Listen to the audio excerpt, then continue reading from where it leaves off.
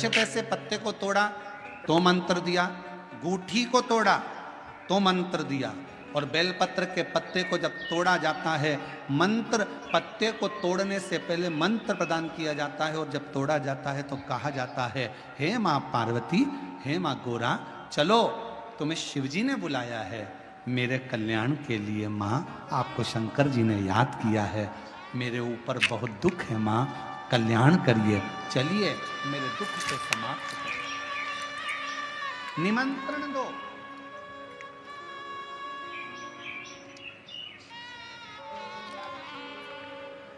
पहले नंबर पर क्या देना है बेलपत्र के पत्र को तोड़ने से पहले? जम के बोलो, मंत्र। दूसरे नंबर पर क्या देना है बेलपत्र के पत्र को चलने का? जम के बोलो, निमंत्रण। माँ पार्वती जी से कहो, हे माँ गोरा, हे माँ पार्वती, हे माँ चलिए आपको शिव जी ने याद किया है। माँ, हे माँ पार्वती, हे माँ गोरा, मेरे कल्याण के लिए, मेरे दुख को दूर करने के लिए, मेरी तकलीफों को हरने के लिए, हे माँ गोरा, मेरे कष्ट को समाप्त करने के लिए, माँ गोरा, मेरा भंडार भरने के लिए आपको शिव जी ने याद किया है, निमंत्रण दो। लेकर आए, फिर गूठी तोड़ी, फिर मंत्र दिया,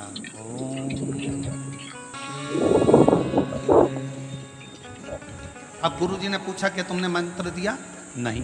तुमने निमंत्रण दिया? नहीं। तो फिर तुम्हें क्या हक है कि बेलपत्र का पत्र तोड़ो?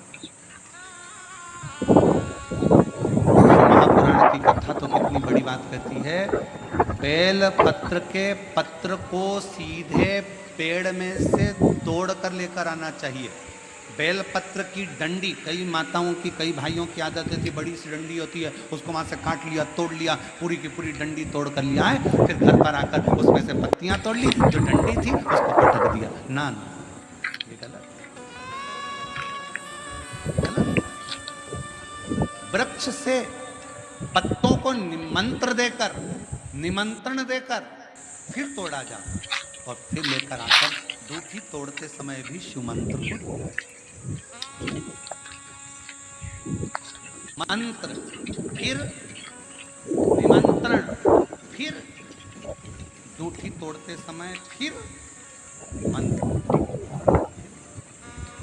ओम नमः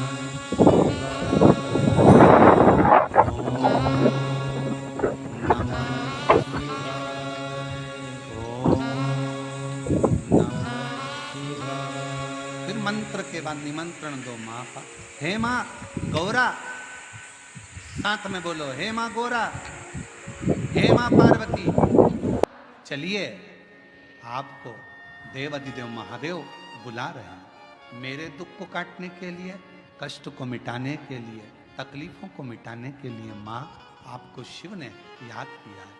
पत्र लेकर फिर शिव के पास चले।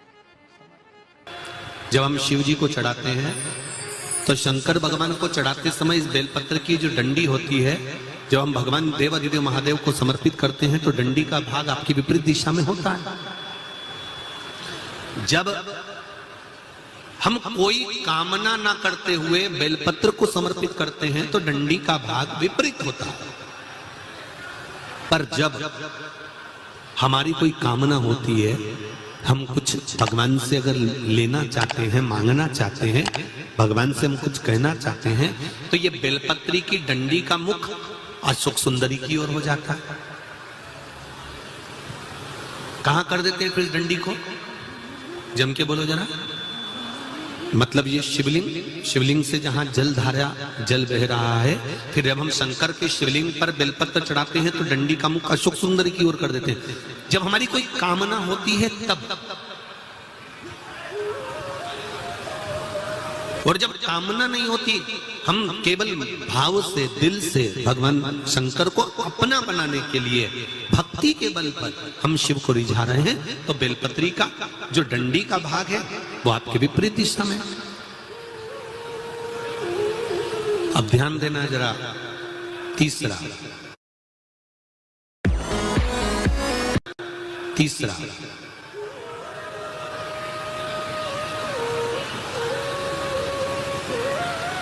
शंकर भगवान को जो बेलपत्र चढ़ती है वो उल्टी चढ़ती है। सब लोग ऐसे ही चढ़ाते हो ना? अरे बोलो तो जम के। मतलब ये जो चिकना चिकना सा भाग है ये शिवलिंग की ओर होता है, ठीक है।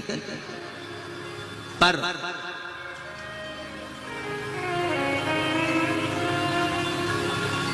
जब नंदी को बेलपत्र चढ़ती है, जब नंदीश्वर को बेलपत्र चढ़ती है तो वो बेलपत्र उल्टी नहीं चढ़ती, वो बेलपत्र सीधी चढ़ती है। कारण, उसका क्या कारण होता है? आसन के ऊपर कोई बैठ रहा है तो आसन उल्टा बिछाओगे कि सीधा बिछाओगे? बोलो बोलो जम के, सीधा बिछाओगे ना। तो नंदी पर हम जब बेलपत्र चढ़ाते हैं तो बेलपत्र उल्टी नहीं चढ़ाना। नंदी पर जब हम बेलपत्र चढ़ाते हैं तो सीधी चढ़ाते हैं। उसका कारण क्या है कि नंदी पर भगवान शंकर आसन लगाकर बैठते हैं तो हमारी बेलपत्री का सुख उनको प्राप्त हो जाए।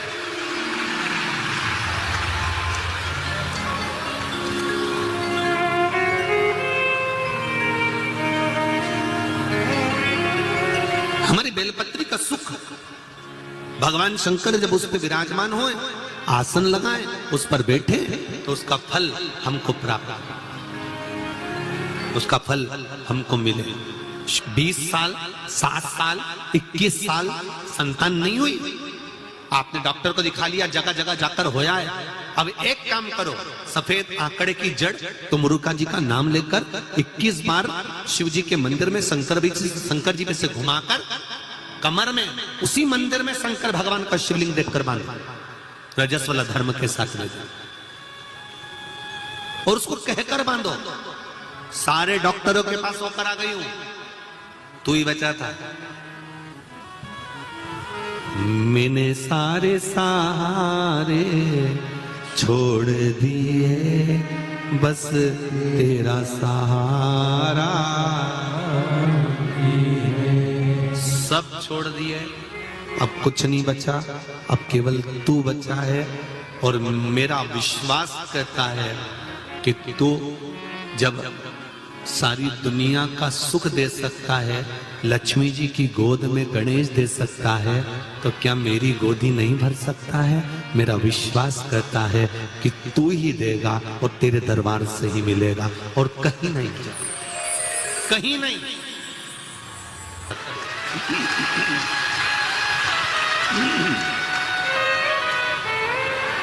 वह भी फलीभूत हो। जैसे कल अपन ने शिवरात्रि का पूजन करा कि नहीं करा? अरे बोलो तो जम के, करा ना सबने? शिवलिंग का निर्माण करा, पूजन करा। आप 365 दिन पार्थिव शिवलिंग का निर्माण करोगे, सावन महीने में पार्थिव शिवलिंग का निर्माण करोगे, पर जितनी बार भी आप पार्थिव शिवलिंग का निर्माण करोगे तो सूर्य अस्त होने से पहले पार्थिव शिवलिंग का विसर्जन आपको करना पड़ेगा। पर 12 महीने शिवरात्रि आती है, शिवरात्रि के समय पर, शिवरात्रि के दिन हम दिन में नहीं, रात में 1 पहर, 2 पहर, 3 पहर, 4 पहर में जितना मन बन जाए कि 1 पहर पूजन करूंगी मैं, 2 पहर करूंगी। कल अपन ने कितनी पहर की पूजन करी? जम के बोलो जरा। 1 पहर की पूजन करी। शिव महापुराण की कथा कहती है शिवरात्रि की जो पूजन होती है, इसका मतलब क्या है? शिवरात्रि, इसको ये नहीं लिखा गया शिव डे, शिव दिन, इसको क्या कहा गया है? जम के बोलो जरा। शिवरात्रि।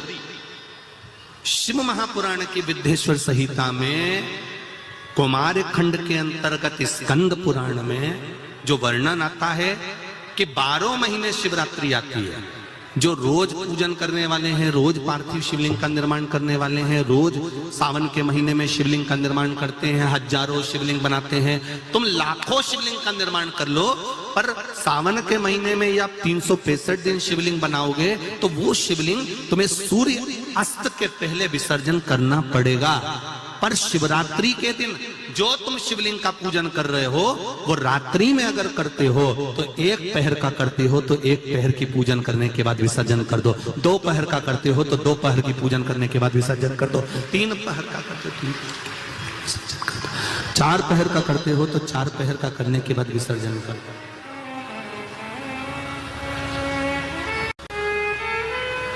उसकी महत्वता शिवरात्रि से। कई लोगों के मन में संशय जाग जाता है कि गुरुजी सूर्य अस्त के बाद क्या हम शिवलिंग की पूजन कर सकते हैं, क्या विसर्जन कर सकते हैं? तो पहले तो अच्छे से समझ लो कि तुम सावन महीने की शिवरात्रि की पूजन कर रहे हो। रात्रि लगी हुई है उसमें कि रात्रि को ही होगी और रात्रि को ही विसर्जन होगा।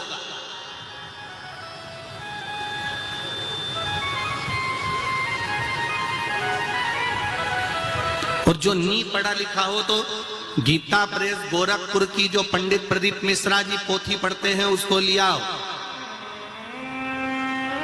उसका नंबर देखता है। पर शिवरात्रि की पूजन करें तो रात्रि को भी शिवलिंग का निर्माण कर पार्थिव पूजन करने के बाद हम बाबा देवाधिदेव महादेव से रात भर चाहे तो 1 पहर, चाहे तो 2 पहर, चाहे तो 3 पहर, चाहे तो 4 पहर, कैसा भी पूजन कर सकते हैं।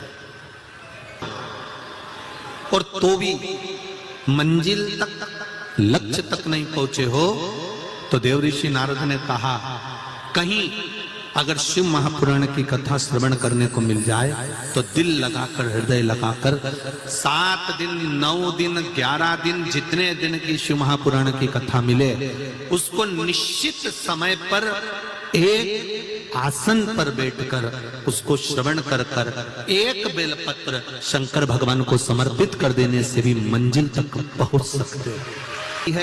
कष्ट आता है, बीमारी आती है, रोग आता है, थोड़ी तकलीफें बढ़ जाती है तो थोड़ा सा रुको, थोड़ा थामो,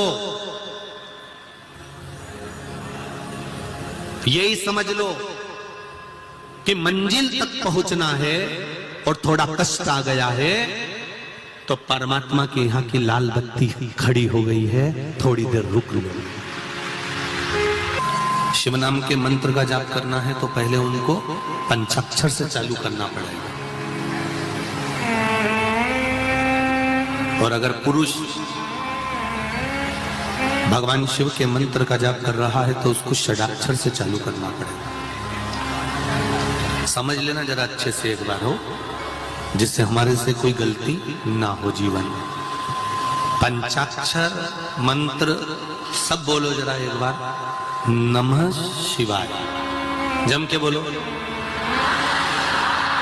ठीक है। अब माताएं जब मंत्र का जाप करती हैं तो यहां से चालू करती हैं, जो अभी आपने बोला। पुरुष जब भगवान शिव के मंत्र का जाप करता है तो षडाक्षर मंत्र से चालू करता है, ओम नमः शिवाय। माताएं जब भी चालू करेंगी नमः शिवाय, ओम नमः शिवाय, नमः शिवाय, ओम नमः शिवाय। अब पुरुष करेगा कैसे? ओम नमः शिवाय, ओम नमः शिवाय, नमः शिवाय, ओम नमः शिवाय। ये वंश की वृद्धि करने वाला।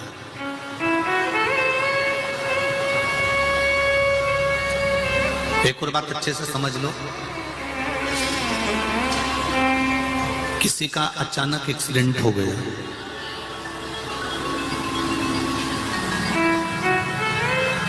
तुम्हें शुद्ध नहीं है,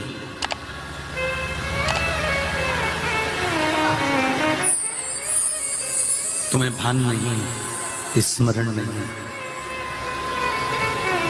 और सूचना मिली तुम्हें अचानक कि एक्सीडेंट हो गया है, और जीव बड़ा तकलीफ में है। घर के लोगों को अगर मालूम पड़ा है कि एक्सीडेंट हुआ है तो मेरा माताओं से निवेदन है उसी समय पर 5 या 7 बार पंचाक्षर मंत्र का जाप करना प्रारंभ कर देना चाहिए।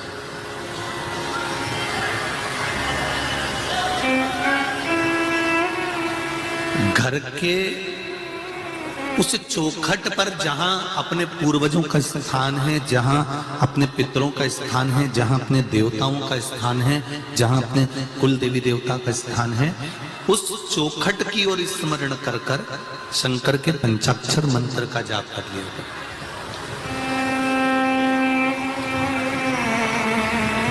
ये निश्चित है कि काल की घड़ी से महाकाल उसको निकाल कर वापस ले आएगा, ये निश्चित है। हाँ, जिसकी आ गई केवल एक मुझे व्रत का फल है। भगवान शंकर ने उत्तर दिया, नहीं पार्वती सुनो, 33 कोटि देवता में केवल एक शिव जी कहते हैं, केवल एक मुझे लोग पशुओं का देव भी कहते हैं, पशुपति नाथ भी कहते हैं। उसका फल मैं तुम्हें बता रहा हूं। पार्वती, शिवरात्रि, प्रदोष, सोमवार की अष्टमी, श्रावण, भादो, कुंवार, कार्तिक, चातुर्मास, ये जितने भी बड़े बड़े व्रत साधन जो आते हैं, इन साधनों में मनुष्य तो व्रत करता ही है, संत, साधु, सन्यासी, तपस्वी तो साधना करते ही हैं, पर साथ में मान लो कोई श्वान है, कुत्ता है, कोई जीव है, कोई जंतु है, और मालूम पड़े कि आज शिवरात्रि का दिन है या प्रदोष का दिन है या सोमवार का दिन है, और वो सुबह से उसको कुछ भी खाने को नहीं मिला, भूखा है, प्यासा है, उसको कुछ मिल ही नहीं रहा, उसको कुछ प्राप्त ही नहीं हुआ। शिव जी कहते हैं, पार्वती मान लो अगर प्रदोष का दिन है और कोई पशु को अगर कुछ मिला नहीं है, अनायास, शिव तो अनायास कृपा करने वाले हैं। शिवरात्रि की कथा ये कहती है कि एक भील हिरण को मारने के लिए पेड़ पर चढ़ गया, बेलपत्र का पेड़ था, नीचे शंकर का शिवलिंग था, छाजल में जल था, रात भर पानी गिरता रहा, बेलपत्री का पेड़ हिलता रहा, उसमें से पत्ते नीचे गिरते रहे, और प्रातः में शिवजी प्रकट होकर उस भील पर करुणा कर देते। ये तो शिव कथा तो अनायास कृपा करने वाली है, अचानक करुणा करने वाली है, अचानक दया करने वाली। कोई पशु है, कोई पक्षी है, कोई जलचर है, कोई थलचर है, कोई वायुचर है, कोई ऐसे जीव हैं जो तिथि पर मान लो भूखे हैं, प्यासे हैं, शिव कहते हैं, पार्वती जितना मनुष्य को व्रत का फल प्राप्त होता है, शिव कहते हैं उससे 4 गुना ज्यादा फल मैं पशुओं और पक्षियों को भी प्रदान कर देता हूं, उससे 4 गुना ज्यादा।